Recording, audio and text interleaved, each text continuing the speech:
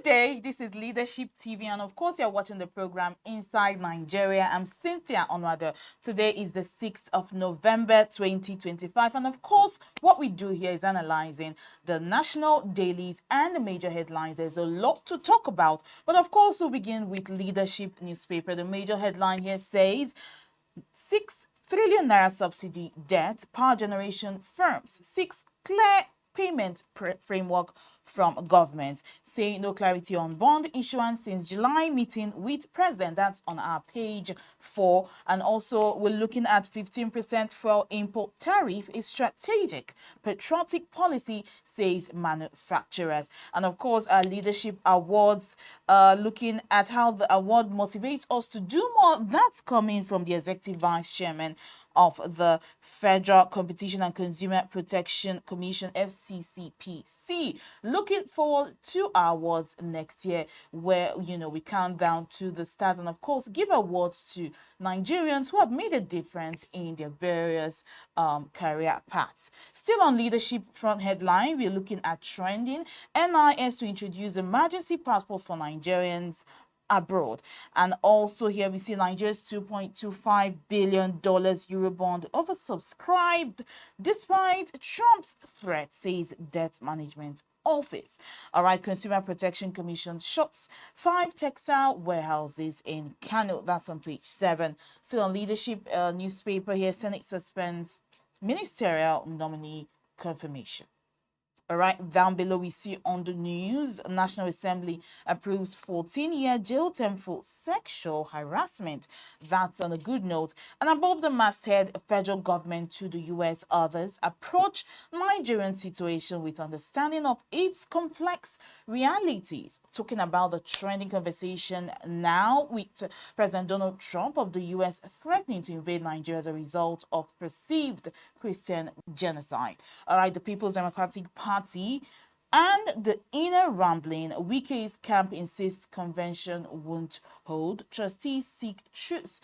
That's on page 28. You can pick up a copy of Leadership newspaper to get more insight on that trending story. And now we'll move on to our editorial on our page 3, which is our stand. It looks at Kaduna's gun running crackdown, and it talks about the recent arrest of suspected gun runners in Kaduna State, and it has laid bare the sinister role of small arms trafficking in fueling Nigeria's insecurity. The editorial looks at that and how gun running in the northern part of Nigeria is fueling the the movement of arms and ammunition around that region and the adverse effect it has on security around the entire country. Let's move on now to our back page, and of course today we have a guest columnist, Samir Ramzi from the Helwan University, and he's looking at peace in Sudan, 3 reasons why mediation hasn't worked so far. All right, he's looking at the civil war that the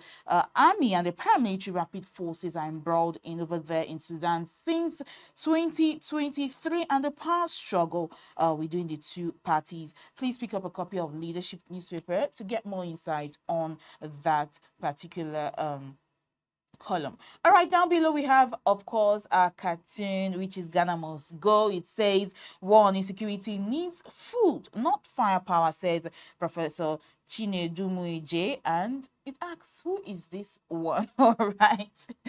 Okay, with the ongoing, war on insecurity in Nigeria, I won't call it a war, but the efforts by the federal government, to crack down on terrorism and banditry. And now this professor talking about needing food and not firepower. I mean, do you need ammunition or do you need food to fight war? Well, that's a question for another day.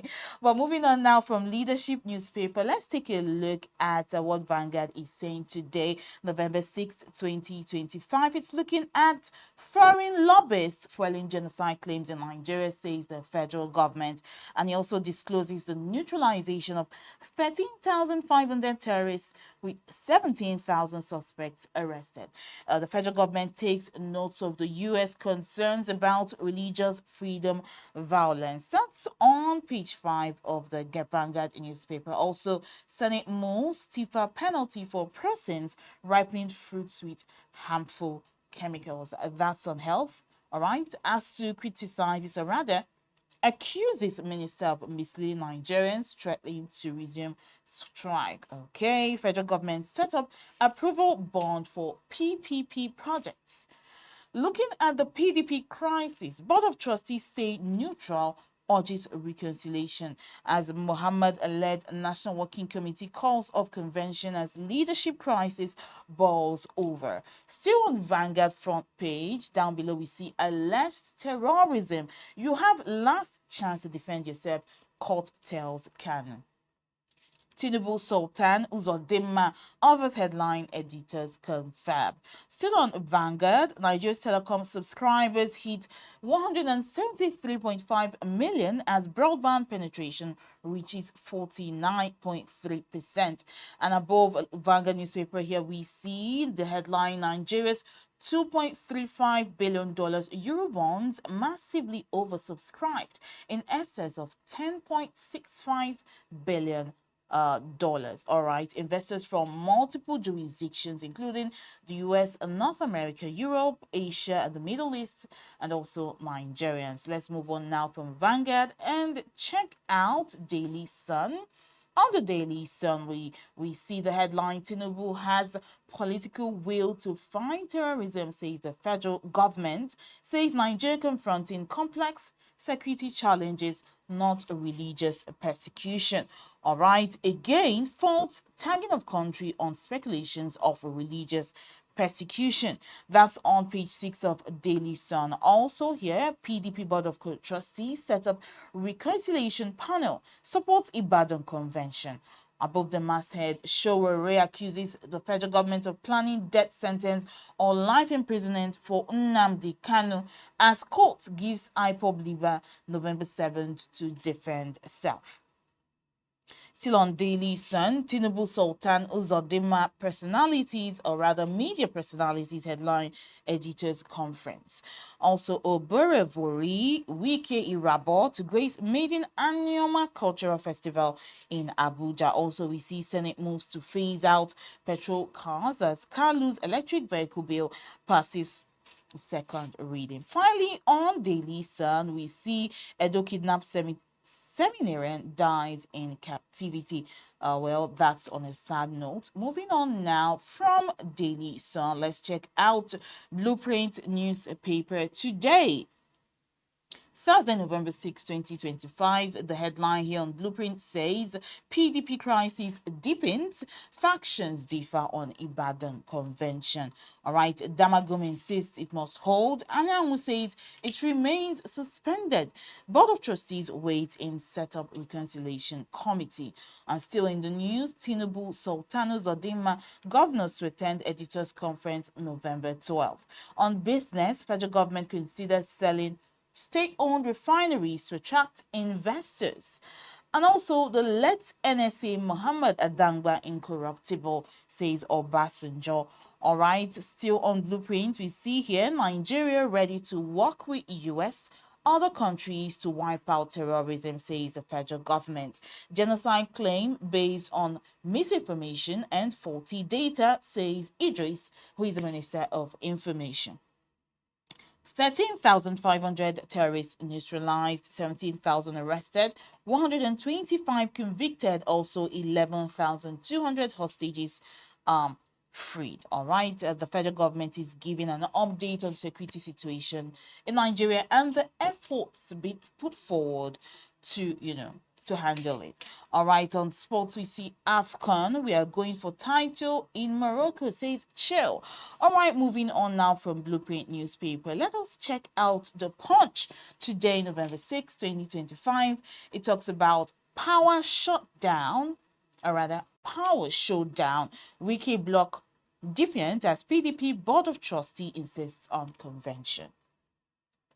Also here, PDP faction lock secretariat as BOT Wike camp hold rival meetings. Okay, I predicted mass US visa green card revocation, says Professor Shoyinka. And Trump's threats, FG engages diplomats, rallies, military commanders.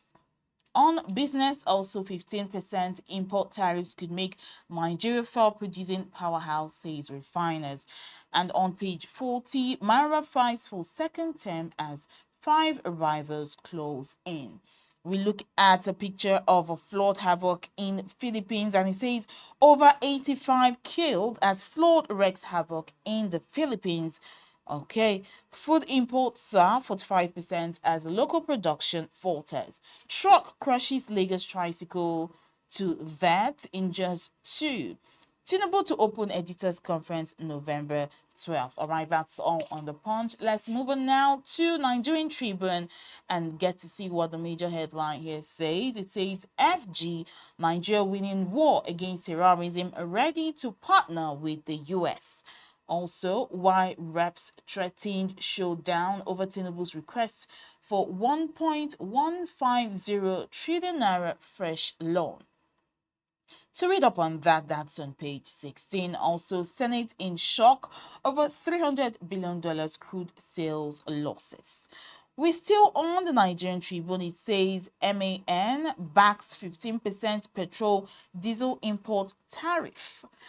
Tinubu, Sultan Uzodinma, other eminent persons for editors conference. And on health, scientists develop gel to repair tooth enamel. On PDP crisis, Board of Trustees appoints 6-member panel to reconcile warring groups. All right, that's all today on the Nigerian Tribune, and you want to check out a copy of Leadership newspaper to, to get a feel more on trending stories here in Nigeria. Well, that's all today on Inside Nigeria. Please do well to comment on any of the major headlines from our national dailies. Thanks for watching. I am Cynthia Onado.